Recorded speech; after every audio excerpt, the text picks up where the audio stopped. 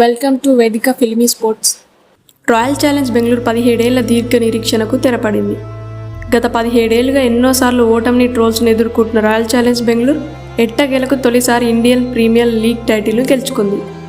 రజత్ పట్టీదార్ నాయకత్వంలో బెంగళూరు ఉత్కంఠభరితమైన ఫైనల్లో పంజాబ్ కింగ్స్ను 6 పరుగుల తేడాతో ఓడించింది.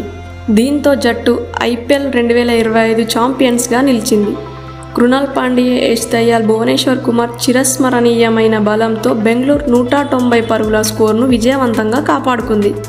దీంతో జట్టు మాజీ కెప్టెన్ మొదటి సీజన్ నుంచి జట్టులో భాగమైన విరాట్ కోహ్లీ కూడా చివరకు IPL ఛాంపియన్గా నిలిచాడు.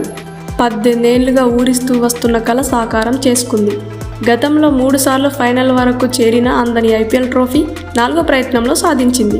అహ్మదాబాద్ వేదికగా జరిగిన ఫైనల్లో పంజాబ్ కింగ్స్ పై 6 పరుగుల తేడాతో నెగ్గిన RCB తొలిసారి IPL ట్రోఫీని ముద్దాడింది. ఇక విరాట్ కోహ్లీ IPLలోనే కింగ్ అని నిరూపించుకున్నాడు. మొన్నటి వరకు తన కెరియర్లో వెలితిగా ఉన్న IPL ట్రోఫీని సొంతం చేసుకున్నాడు.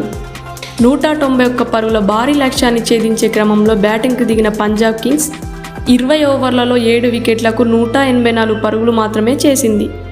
శశాంక్ సింగ్ 30 బంతుల్లో 61 నాటౌట్, 2 ఫోర్లు 3 సిక్స్లు చివరి వరకు పోరాడిన ఫలితం లేకుండా పోయింది. జాష్ ఇంగ్లీష్ 23 బంతుల్లో 39, 1 ఫోర్ 4 సిక్స్లు మినహా మిగతా ప్లేయర్లు విఫలమయ్యారు. RCB బౌలర్లో కృణాల్ పాండ్యా 2 వికెట్లు, భువనేశ్వర్ కుమార్ 2 వికెట్లు సాధించారు. తొలి ఇన్నింగ్స్ ముగిసిన తర్వాత పంజాబ్ కింగ్స్ బౌలర్లు అద్భుతమే చేశారని అనిపించింది.